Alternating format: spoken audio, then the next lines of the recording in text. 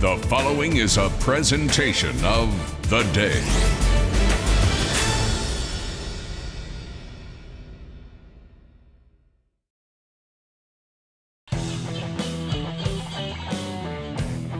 A beautiful Saturday afternoon in Colchester, Connecticut, and on the campus of the Bacon Academy Bobcats, we've got high school football as the Bobcats play host to the Ledyard Colonels, and it's all live on game day. Live on theday.com, Casey O'Neill, along with Mike DeMoro, and we should remind you that game day is brought to you by Waterford Dental Health. At Waterford Dental Health, we provide solutions to all your dental needs. Your smile is our top priority. Our entire team is dedicated to providing you with the personalized dental care you deserve. Visit us today at waterforddentalhealth.com. Well, Mike, high school football is upon us. I missed you guys last week. Your Killingly, standard win, week 1 over Waterford. This Bacon Academy team struggled at Plainfield. This Ledyard team jumped out of the box against Griswold. And this is a good opportunity in the early going to see two teams trying to sort of rebuild themselves after a couple of years of struggles. And Casey, this week we learned a lot about some of the teams in our league last night, and we'll learn more here today. Ledyard will kick off in the road whites with the gold helmets. Bacon in the all-black to receive. Low line drive kick taken by Avatar Disher at the 20-yard line. Disher heads up the left hash, and a nice return out to the 36-yard line, and that's where Bacon Academy will have its first possession. Quarterback Jack Holmes, the junior, will lead the way for the Bobcats. And Mike, a lot of these teams this year will be very young. We're seeing a transition to much younger teams. Any of the teams that have senior leadership are going to be way better off. Bacon, 4 seniors on the roster total. A very thin number. The JV game between these two teams had a total of 10 substitutes between the two teams. So, numbers are on the rise across some places, but places like Ledyard and Bacon are making do with limited numbers coming off of a lost year with COVID. More places than here, Case. We're seeing it all across the league. 1st and 10. Handoff, and nothing there. Wrapped up in the backfield. Santagata. Shooting into the backfield. Santagata got him.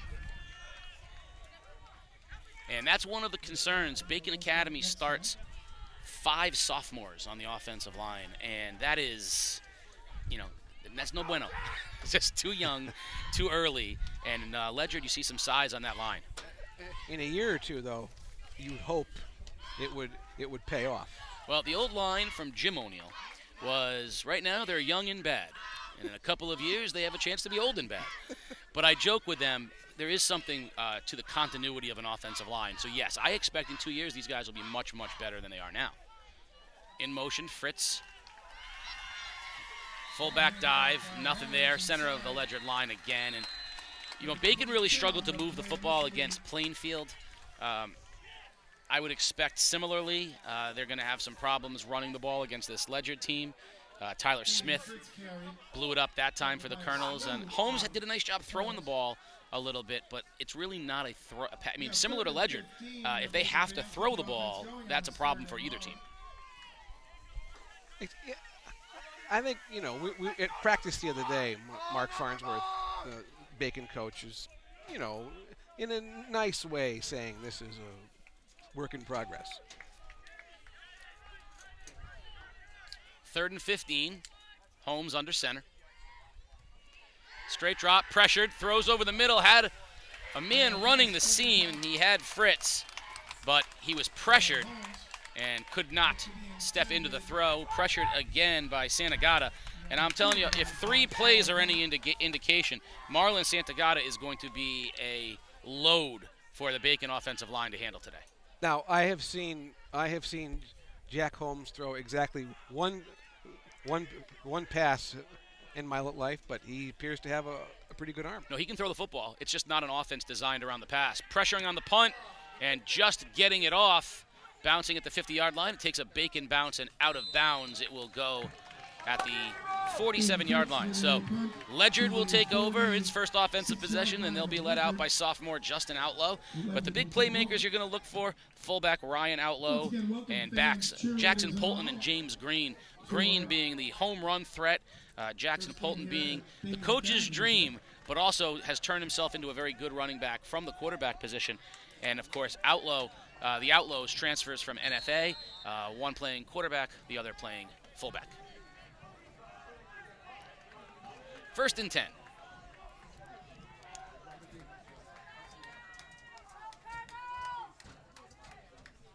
Toss right to Green. Green's on his feet. Green's to the outside. Green showing speed. Cuts it back inside. Disher forces him back to the inside. And finally, Green, finally about it. He's still on his feet, twisting and turning. What a determined run by James Green.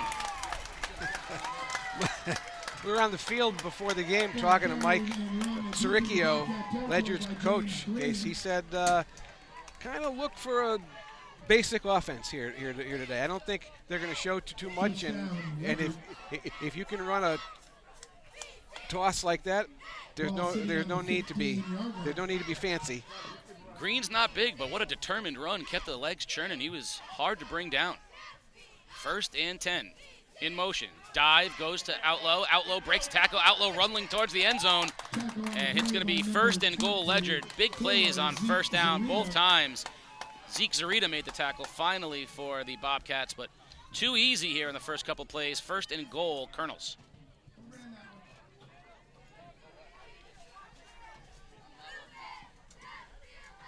This time, walking into the end zone is Ryan Outlaw, untouched. 3 plays, 55 yards, touchdown, 6-0 Colonels. I think it's going to be rinse and repeat here. You're not going to see anything more than dives and tosses here, because Ledyard will be getting into the meat of its schedule in the coming weeks. Yeah, we're going to talk a little bit about the schedules of both teams, and it's interesting how your schedule lines up and can do change sort of the philosophy, how you approach things.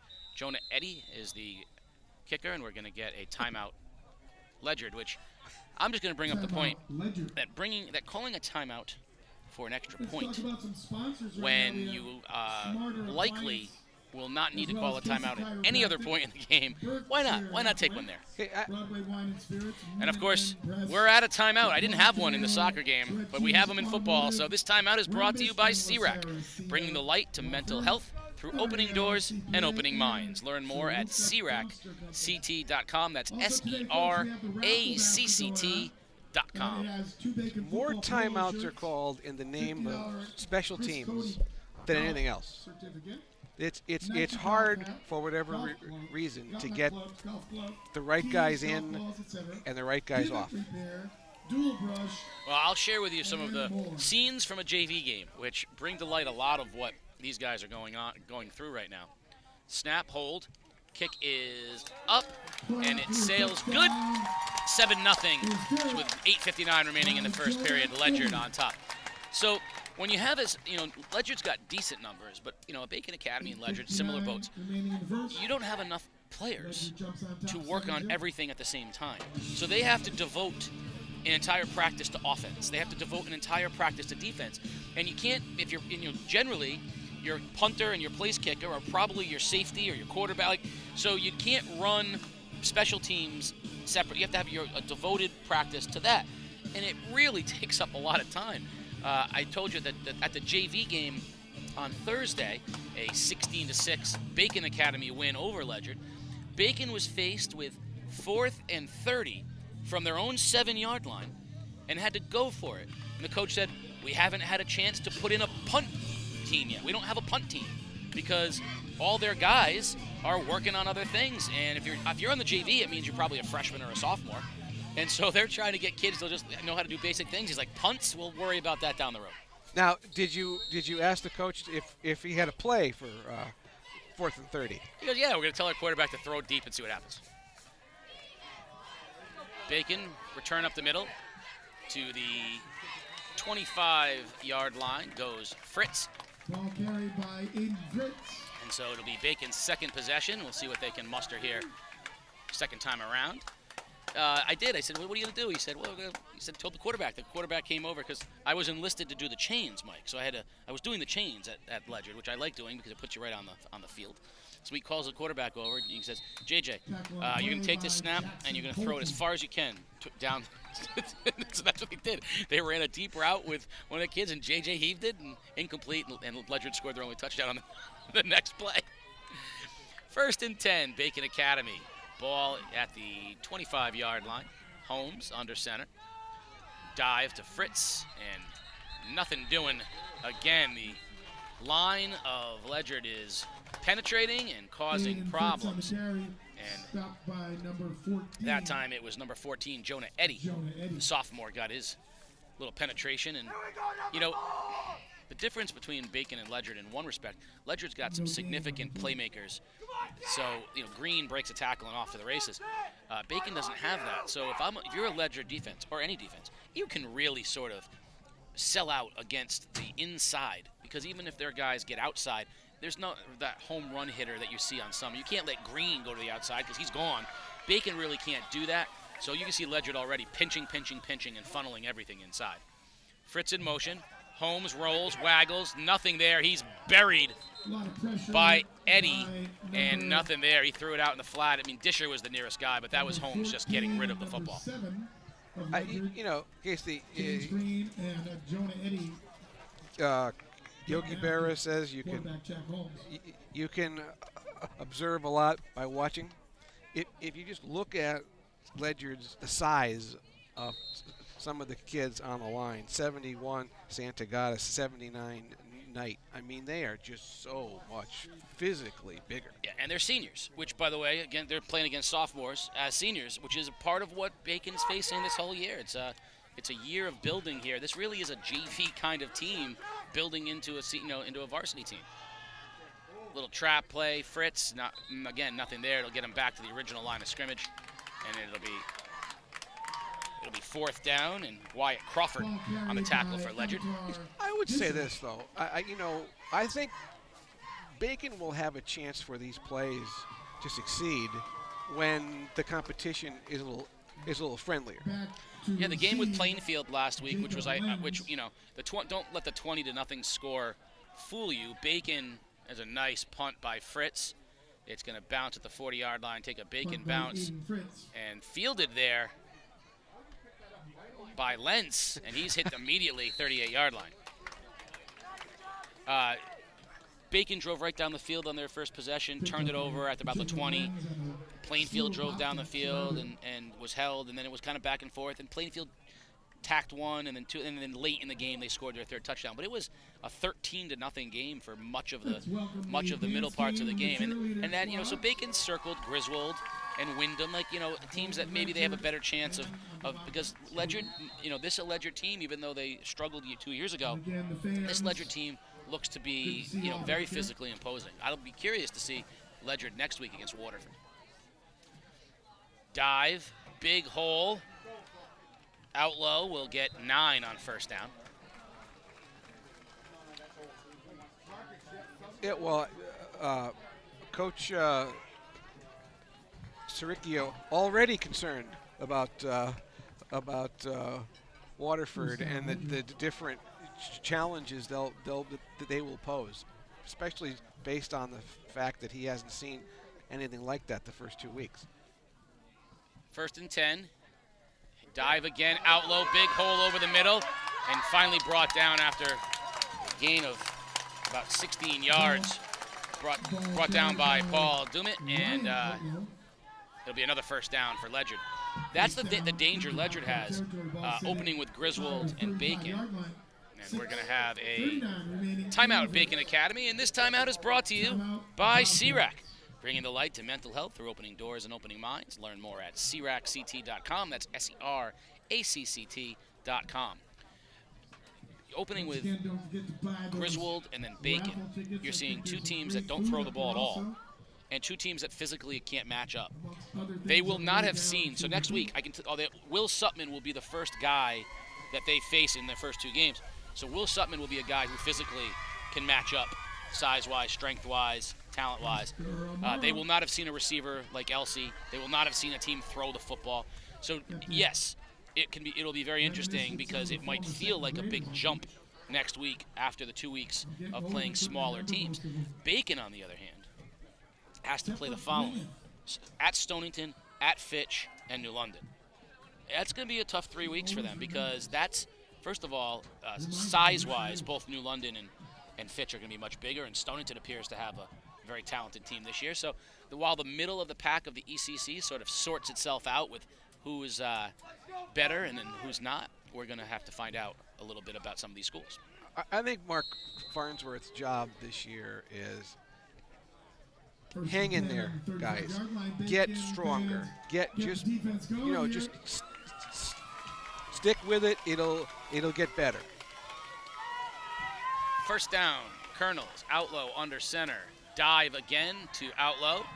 And a first down and more, heading in, finally tackled inside the 20-yard line down to the 18. Ryan Outlaw is a load. And, I have some insights onto Mark Farnsworth, obviously, as my son's a freshman here at Bacon Academy. And you've got the message, and I'll tell you some things that he has done that I'm excited about. I think he's the right guy for Bacon Academy. Dive again to Outlaw, big hole. Check that to Harris, big hole, and he'll be brought down just shy of the first down, but 9 yards on first down. Brady Gould in on the tackle that time for Bacon Academy. First of all, Farnsworth has a Ledyard pedigree as well, and he's modeling a lot of what he wants to do at Bacon at Ledyard, trying to establish a program. He's doing a very good job, but he's been very clear with them that he's going to raise the bar of expectations. Harris again getting to the outside and brought down. It's going to be first and goal by Ledyard. Nick Guire on the tackle for Bacon Academy. He's made it very clear that he's raising the bar, though. He's not saying it's a learning year. He's saying we're going to get to the point. We're going to get to a point where we expect to win every week. No more, afterthoughts. Football becomes a priority, but he's also realistic that they're a very young team. Dive over the right side, touchdown, Ledyard. Too easy again. Outlaw untouched until he reached the goal line. 13-0 here in the first quarter. Outlaw has 64 yards rushing in 6 minutes, and I can't do math. They have not used Polton or Green other than that first play. It has been a steady diet of Ryan Outlaw. 6:37. 64 yards in 6.5 minutes. Extra point attempt. Hold is good, and the kick is up and good from Eddie. 14-0 with 5:23. A fun story. Many people recognize the Outlaws who were at NFA last year. They transferred to Ledyard. Marcus Outlaw on the Ledyard staff. And I think people that are game day fans know Ryan Outlaw pretty well. He had a lot of big time, and he is a load on the block, a big offensive presence, rebounder. Well, one of the Bacon Academy players who may live in my house said, the fullback on film is so big. The fullback for Ledyard, he's like, we know Green is so good outside, but the fullback's the guy. He's huge. He's such a big kid, even on film. I said, that's Ryan Outlaw. And he said, the basketball player? And I said, well, no, the football player, clearly. And he goes, he's a big kid. I was like, yeah, he is. And that's a good point, though. How many schools, talk what you want about Ledyard, that's a Division I sized fullback at a school. So that's a big kid to have, an athletic kid, like talented kid. And Case, to that point, and obviously we don't want to get too far ahead of ourselves here, but Ledyard will be competing in Class S if they make the playoffs. Think about how many kids that size are going to be playing in S this year. Yeah, it's really hard to read them off of 2 weeks. I think next week Waterford shows a lot. We'll continue to see how teams improve. Schools that as thin, even as Ledyard, an injury can dramatically affect things. But just looking at the size of Ledyard, the physical size, and the three main skill guys with Green and Outlaw and Polton, I would be hard-pressed to imagine an S school bringing both that size and that level of talent. Ansonia would be the one that comes to mind, but I think Ledyard is a little bigger than they are. And keep in mind, Case, who knows down the road if Ledyard might not win in football and soccer this year. Yeah, guys like Santagata he's just huge. Holmes to throw in the flat. Pass is complete out to Paul Dumit, and that's the best play of the day so far for Bacon Academy. Nice route, nice toss. It'll be an 8-yard gain on first down. Those are the plays you build on right there. And it's really not any harder than, hey guys, if we can do that against Ledyard, we can do that against anybody. Yeah. It's a tough group of kids, and again, I can't say enough about Mark Farnsworth. He's certainly making them put the work in. Never imagined a schedule like this. We'll talk more about that as the game moves on. 2nd and 8, Bacon Academy with the ball at the own 38-yard line. Handoff goes to Disher. Disher cuts it inside, back outside, and I believe he'll have the first Bacon Academy first down of the game. And he does. So first down, Bacon Academy. Avatar Disher on the run. He's only a sophomore. We got to. Bacon has 2 kids on the all name team for sure. Avatar, and then my favorite, Zeke Zurita. Zeke Zurita. Zeke Zurita is a great name. Great family, great Colchester family. But Avatar Disher, I joked, he's not the only sport he doesn't play is basketball. And I said, what a great name it would be for a basketball player, as Disher is wrapped up with no gain that time. Met immediately. Met almost immediately by Knight and Santagata. He would have to be the point guard, right? Disher. But Avatar Disher, he's a great kid too. Great family. Zeke Zurita. Zeke Zurita is a great story. He's one of the only players, only seniors on the team, and this is a kid who played, didn't play a lot wasn't a starter even as his last year of youth football. Has worked every year being special teams guy. Finally, a leader, captain of the team, and that's a lot of hard work. Holmes to throw, runs left, nothing there, spins, throws on the run, looking for Disher, and he overthrows him at midfield. But you see there, Holmes has the arm, rolling left, throwing across his body, threw a nice ball to the 50-yard line, but it just overthrew Disher. All right, so Case, as the parent of a high school boy, let me ask you this. I'm seeing kids in the student section here wearing knit hats. It's 77 degrees out. Why are they wearing knit hats? Youth, Mike. Youth. I am. Because mine isn't. Mine is almost there. Is he going to come? Is he going to come walking through the? Yes. Through the door? Oh, yes. Don't tell me that. Yes. He'll wear a sweatshirt. He'll wear a hooded sweatshirt when it's 92 degrees. Fritz in motion. Holmes immediately hit. Nothing there. Defensive end in on the tackle. Jumping it was Eddie. And that's going to bring up 4th down, and it'll force a Fritz punt. Mike, while you're at it, do you want to complain that the music is too loud? I did already. Mike just did. He did also tell those kids to get off his lawn. I actually did that, before the game.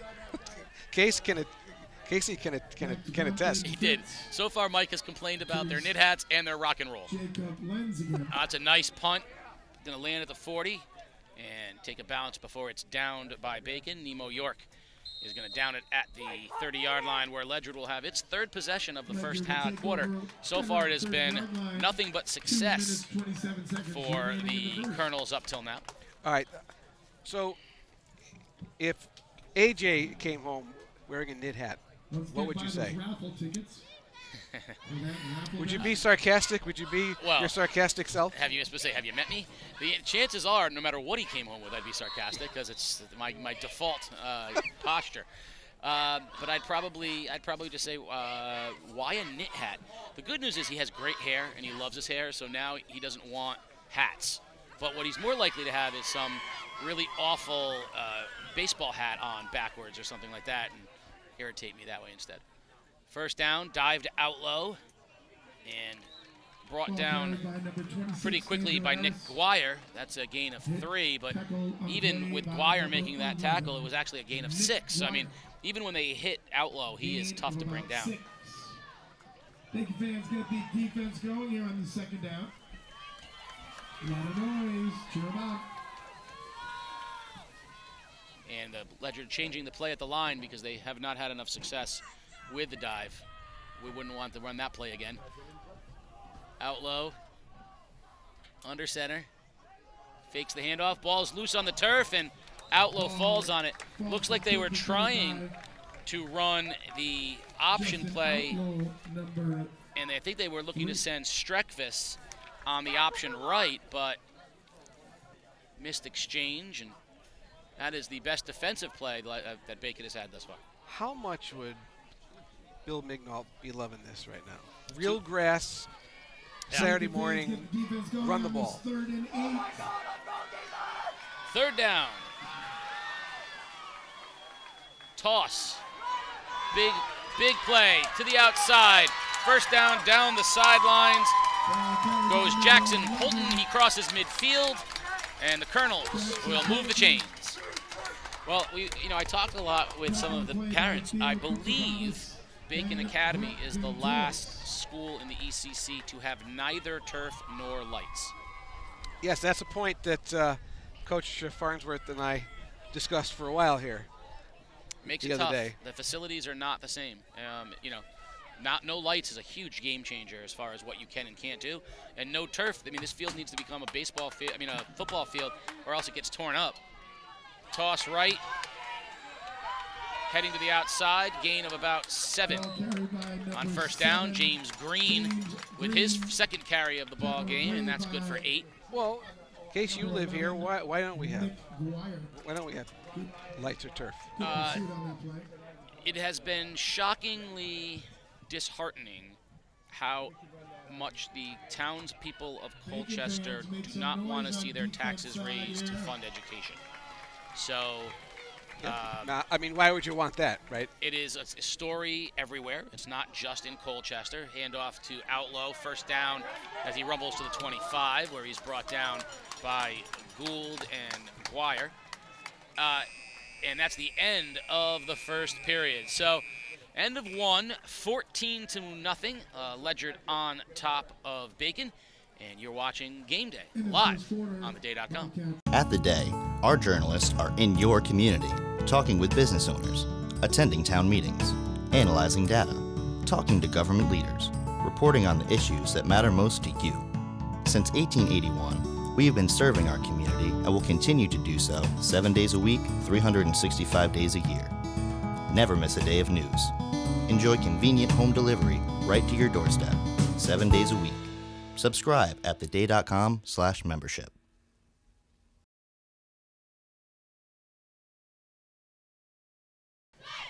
Back at Bacon Academy, 14-0 Ledyard. You're watching Game Day live on theday.com, and Game Day is brought to you by Waterford Dental Health. 177 Boston Post Road in Waterford, waterforddentalhealth.com. Your smile is their top priority. Visit them at waterforddentalhealth.com. So, it's not an unusual thing, right? Property taxes fund education budgets. People don't want to see their property taxes raised. In Colchester, 15,000 people. Many families who have been here a very long time, and you've got, a senior citizen home, assisted living. You've got a lot of people, old farm families, and property taxes getting raised is something that a lot of people don't want to see and can't afford, and with that comes the budget. I don't think there's enough booster money to try to raise for turf. You can't get turf it's going to have to be an education project like we've seen at some of the other schools, and until that happens, and I would say turf number 1, lights number 2, because turf allows you to do so many other things. Outlaw keeps, throws in the flat, and it's incomplete as Outlaw was attempting to go to Outlaw. Justin Outlaw to Ryan Outlaw, incomplete. Turf allows this to become a football field, a soccer field, a lacrosse field. You can play all your, field hockey. You can do everything if you have turf, which you can't do now because it destroys the field. and they don't they don't practice here for that reason. Lights would be huge because it increases your schedule dramatically. Now they do have a couple of portable light stands that they can have for practice purposes, but realistically, not much you can do without lights. And it also takes away from the Friday night light experience. There's a huge hole for Outlaw, sprinting toward the end zone, cuts it inside, touchdown. Ryan Outlaw with his second of the game, easy peasy, and it's 20-0. Third touchdown of the game for Outlaw, 20-0 Ledyard. Okay, to finish that thought, it's about more than football, though. To me, anyway, you have boys soccer's ranked 10th in the state. Girls soccer played for a division championship last year. Both lacrosses won division championships last year. I mean, the kids, to me, have proven worthy of this. Unquestionably so, and a field would turf field would dramatically increase the amount of play and the facilities. Extra point is good from Eddie, 21-0 Colonels. 100%, it would dramatically increase what can happen on the field and how many different people can use the field, and all of that's true, but they haven't been able to get it done. I think you've got a great athletic director here, Kevin Burks, top-notch guy, veteran athletic director. Farnsworth is a veteran coach who, if there's a way to get it done, I mean, I'm sure these two will be talking about it. But you're right, the other sports are suffering as well, and they're, it's certainly not a performance issue because they're doing very, very well. Colchester is still a old family town, and there's a lot of traditionalism that goes on in towns like this. Well, we were talking about this off air. You called Colchester a newspaper town. Yes. The first thing I hear when I bring up that I'm from the Day is the Day stopped delivering the newspaper here. I mean, there's still a newspaper town. They don't even we can get it online. It's digital on your computer. No, this is still a town that thinks of things from a print standpoint. I mean, it just shows the sort of the age of some of the older veteran families here. They still think of it in that terms. I would say this is a newspaper town. They were railing earlier about the lack of coverage from the various local newspapers. So that kick comes down on a bounce, taken outside and out of bounds. It was Datrin Brannon with the return for Bacon, and they'll have their possession at their own 35. 35-yard line. So, I mean, there is, that's a tough sort of, but it explains sort of the mentality of the town. And I mean, Colchester's got a lot of families, it's a commuter town, too. Families like mine, which came, here because it's a commuter town right off of Route 2. And so there are a lot of young, up sort of mobile families who I think are invested. And those are the families whose kids are in the school system. But I think overwhelmingly, those families would vote yes to do whatever you needed to do to increase the facilities. Now, that being said, they just have the middle school's brand new, and it's gorgeous. So they did invest in the school. And the fields around the middle school are beautiful as well. And Bacon Academy is a fabulous high school, and its curriculum is exceptional. I have nothing but positive things to say about the school system in Bacon and how much they extend the budget from what they have. But this particular field is not indicative of the rest of the league. I mean, you can't tell me that Montville has more resources than Colchester. You can't tell me, I know New London's a little different because it's got the magnet school and it's got some state involvement and things, but every other school has found a way to put turf and lights on the field. I mean, when Plainfield does it, ... Yep. 1st and 5, Holmes rolls right, pressured, throws it, and it is going to be incomplete as he was pressured dramatically on the edge. I think they called that a fumble because the ref threw his beanbag.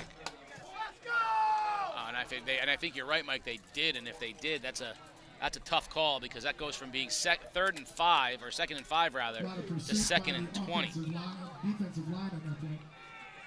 That's a tough break for the Bobcats, who are already facing any number of tough breaks.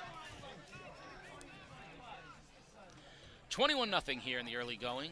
11:30 remaining in the half. Bacon Academy trailing the Ledyard Colonels. And see a Ledyard volleyball player. I love their T-shirts this year. We over me. We over me. I like that too. Slogans are a big thing, you know. I mean, branding is such an important part of sports. It's an important part of all things. But I mean, you're marketing yourselves to the kids. You're trying to get kids to buy in. Marketing is part of it. You know, branding is part of it, and the message gets across with unique marketing. There goes a handoff. Decent hole. Good run. Back to the original line of scrimmage. Brady Gould with the run. I will say this, Case, the level of effort here from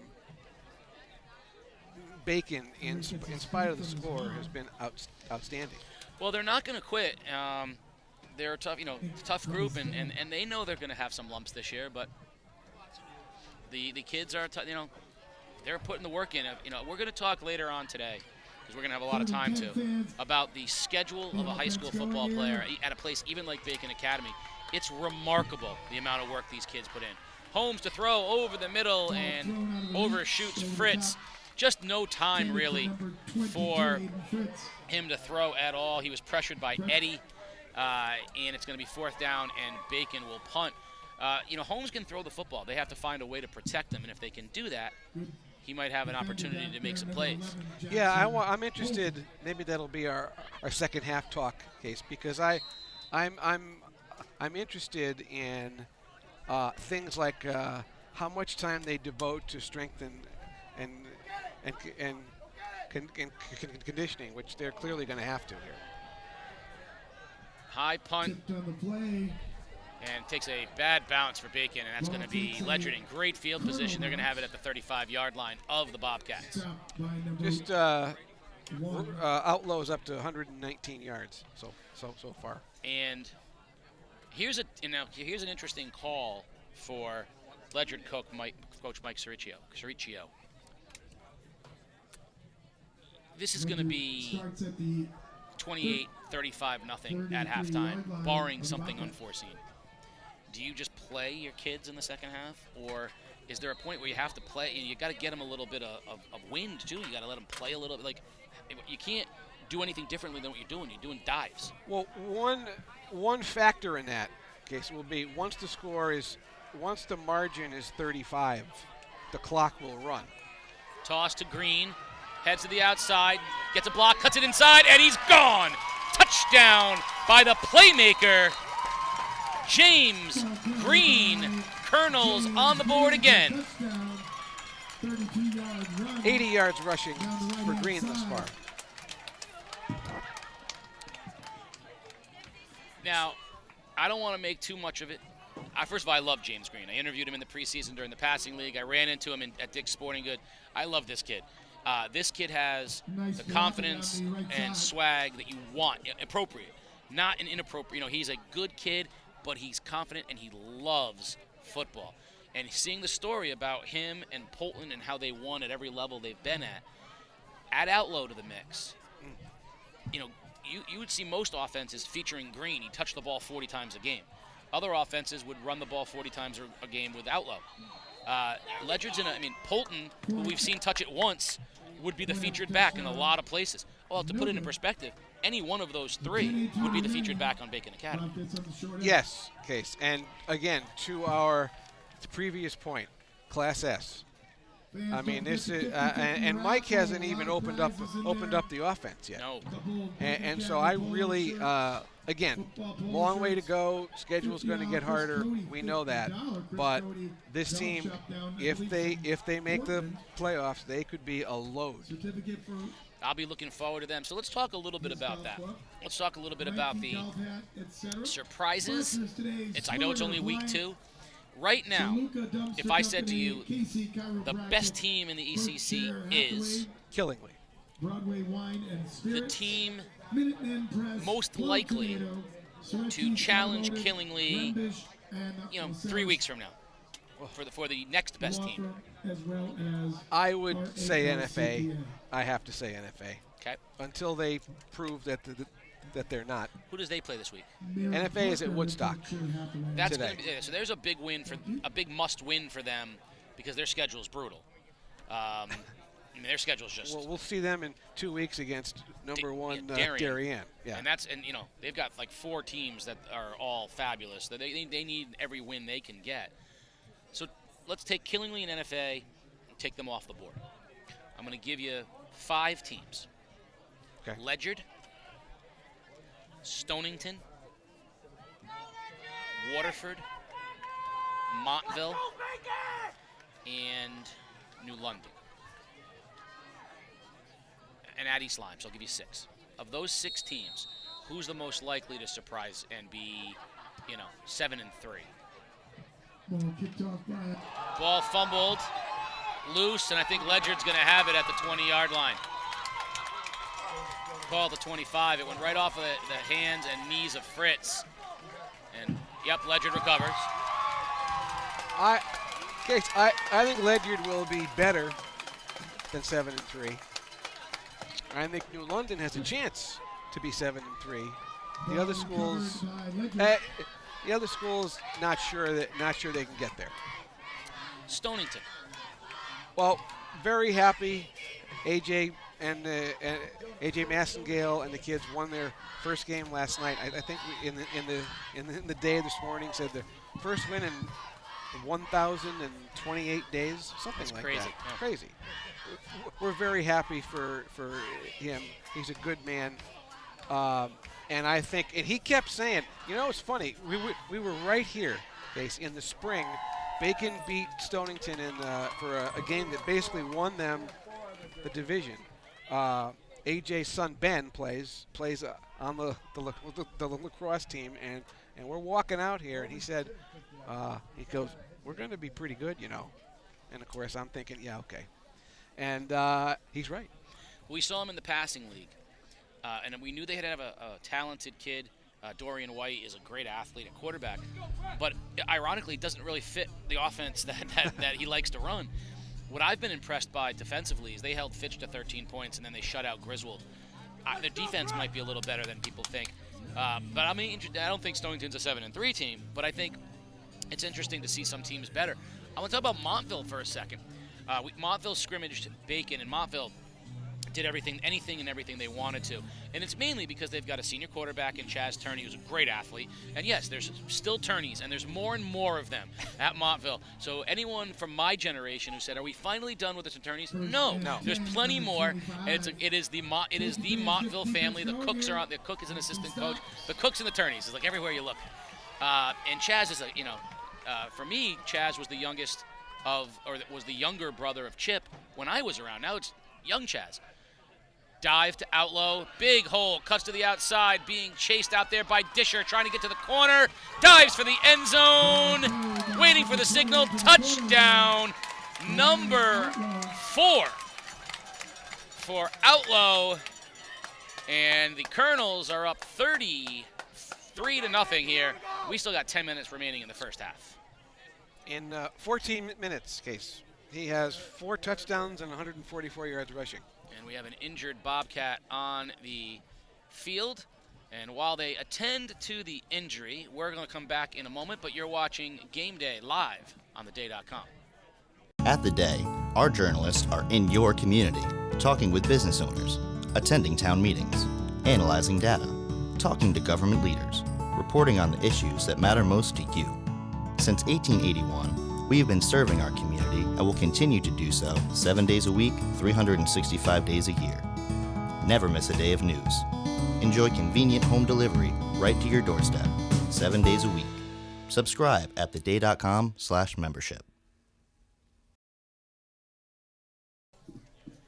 Back at Bacon Academy, 33-0 here in the early going. Everything going the way of the Ledyard Colonels. Number 2, Paul Dumit, coming off the field as he got nicked up, and he's coming off good to see that.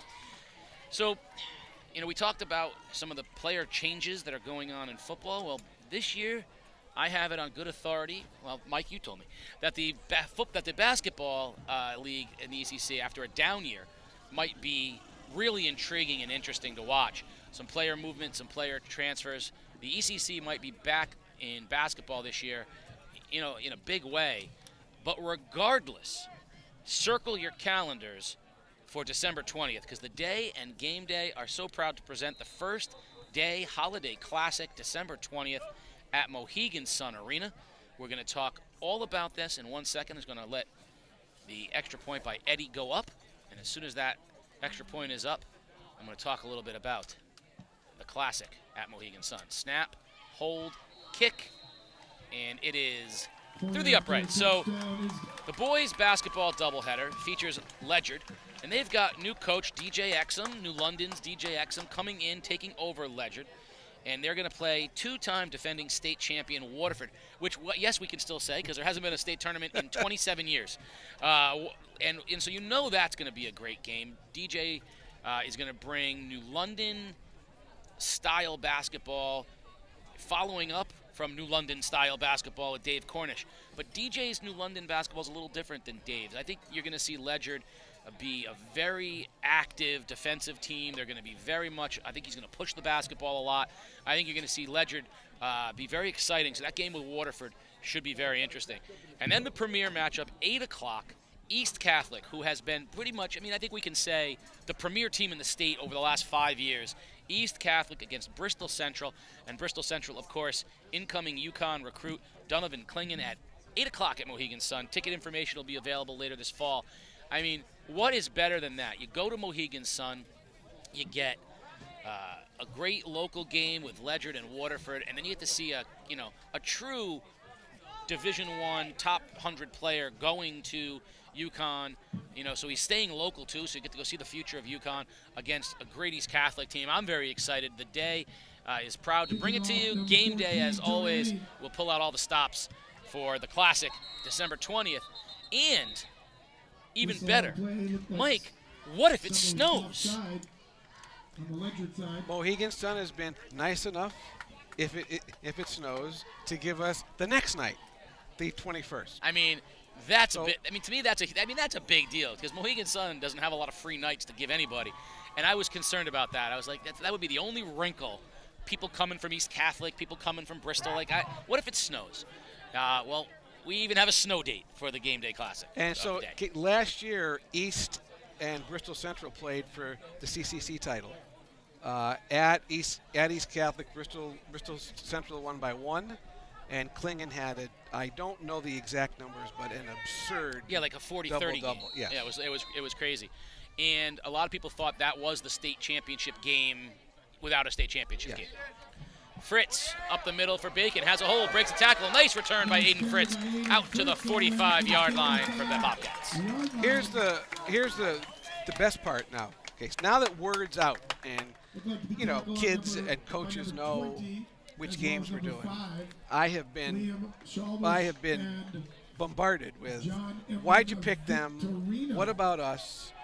Are you doing this again next year? Can we be in it next year? And it's nice to be needed. Well, it's the first, but I certainly hope not the last. Much like the ECC boys basketball tournament at Mohegan Sun was an experiment that proved so successful, it's now almost like an accepted part of the thing. It was so good that we got the girls. Holmes dumps it off to Brady Gould. Gould down the sideline. First down, Bacon out at the 40-yard line. Nice pass by Holmes. Nice catch by Gould, and a first down for the Bobcats. Now we've got the girls' teams there. The relationship between the ECC and Mohegan Sun, to the credit of all those involved, Jim Bunicor and Cantone and all of the folks at Mohegan Sun, as well as the day being the vehicle that has helped accelerate it, I see no reason why this shouldn't be an annual thing. Let's make this year a success, and it will be an annual thing. And then, all those teams you can say, get in. Go show that you belong. First down, Bobcats. Holmes, hands off, nothing there. Disher big Knight. Number 79 in on the play. Okay, this is so good Joshua Knight. that Jim Stamos, who is Iron Eagles stat guy on CBS for football, wanted to do stats for us in this, for our doubleheader. Unfortunately, he's got a Celtic game that night because he does it for the Celts. So we'll find a stat guy, but Jim is. He's a Weathersfield guy, best in the business. I mean, really, you're choosing the Celtics over us? That's a little disappointing. Second down. Holmes, busted play. Down he goes. Loss of 6. It'll bring 3rd and long. So I don't think I've told Peter Wappy this, but I'll say it on air because since it's over the holiday break, I'm going to reach out and see if we can get Jake Irons, who is actively broadcasting at the University of Notre Dame. Jake Irons is the volleyball broadcaster and I asked, did you watch me on game day? He gave me a polite answer, but I don't think I was his inspiration for volleyball. But game day has now produced has helped to produce a kid who's broadcasting at Notre Dame. Holmes to throw, has time in the flat, caught by Disher, and he's wrestled down almost immediately for no gain. So, Green on the tackle. I made a rare appearance in the office yesterday. Okay, so I walk in and there's a package waiting for me, and it was a Notre Dame hat. Somebody clearly with zero sense of humor. I would have laughed if it was from Jake. But yeah, punt is up, and there's a big, booming punt. Fielded at the 15-yard line. Spin and cut. Nice return, Jacob Lenz to the 30-yard line. So, we got a couple flags on the play. So Jake, who it turns out, by the way, was valedictorian of the Plainfield class. So he's valedictorian, goes out to the University of Notre Dame, and while there, cultivates a couple of relationships and is already broadcasting and working actively in the broadcast department for the University of Notre Dame. His younger sister Hannah, who's at Bacon, is number 1 in her class, and she starts in 3 sports. So I don't know if we can take. I don't know if I can take even the 2% credit that I was trying to take for Jake's success, because it seems like he was doing fine on his own. But I guess the point I want to make is, even out at Notre Dame, he tunes into every game day broadcast. Isn't that nice of him? No, listen. Doing this, you appreciate somebody who's got that kind of passion. Because one thing that I've learned over the years here, and we've been doing this now for 10 years, this is not easy. Well, games like this are tough because it's 35 and 34 to nothing, and the temptation would be for you and I to just talk for the next half hour, which we could certainly do. But we want to keep focus as much as possible on the kids on the field because, they're the ones out there still banging heads, and their families that are watching are still interested in how they're doing. So we'll keep it on the game as much as possible, but lots of other storylines to talk about today as well. Not even going to get into whether you think the Yankees are going to make the postseason in baseball. Out low, there goes Green in motion. Toss sweep to Green. Crosses the 40, cuts it inside, shows his speed, breaks a tackle, still on his feet, down the sideline, and Gone. Gone. James Green, the playmaker, touchdown, Ledyard. 60-odd yards by number 7. 69 yards. Touchdown. So if you're looking for a back and you start checking off boxes, does he have speed? Does he have power? Does he have vision? Does he have toughness? Check, check, check, check. James Green. He also has 149 yards rushing. 40 to nothing.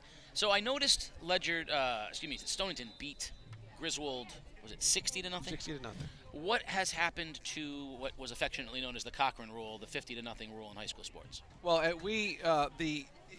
anytime the margin is over 35 points now, the clock runs.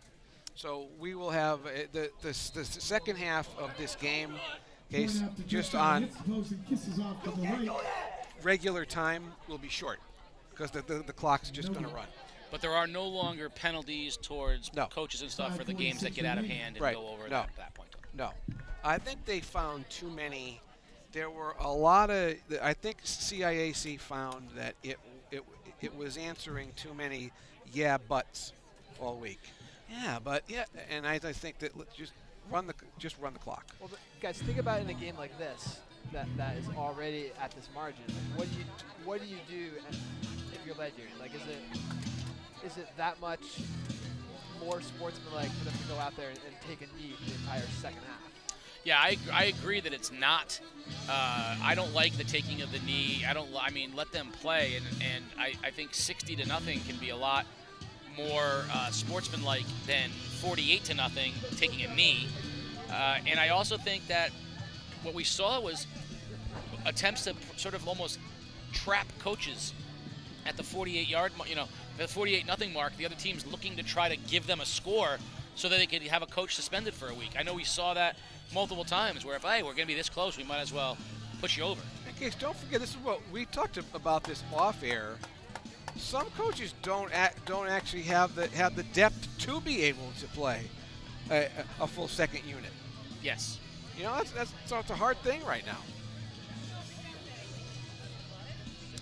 And another thing that's difficult too, again, so in the JV game on Thursday, a lot of these kids were exhausted trying to play a full game because they hadn't played a full game. For Ledyard, they got Waterford next week, and if they played their kids for half both weeks because of the blowout nature, what does that do for their starting kids against Waterford? So you can play without trying to run up the score, which is where the sportsmanship comes in. And these kids haven't had they missed a year, haven't had many reps, right? As they say. So there's no I don't. This is not as and keeping it that way. I don't like the idea of penalizing coaches anyway. I think it self-polices. I think coaches that get their reputation for running up scores, it self-polices in that it comes back to you. I don't think that's something that we really need to worry about. And not for nothing, it was called the Cochran rule, but I promise you people look back now and talk about the years of those great New Britain and Bloomfield teams. No one's talking about him running up the score. First down, Bobcats, 5:24. There's a dive to Gould, and not much there, maybe a gain of 1. So, Case, while you were here last week, Keith and I were doing the Waterford Killingly game, and Jack happened to be sitting right next to us, calling every play before it happened. Deep post. There it was. So I don't know that this is coming from the son of Jim O'Neill. I don't think I've ever met a more polarizing figure than Jack Cochran. Again, this is coming from as the son of Jim O'Neill. When people would ask the question, so, you're from New London, so you know Jack Cochran? What do you think of him? You knew immediately that your answer was going to get either a hug or a slap in the face, metaphorically, one way or the other.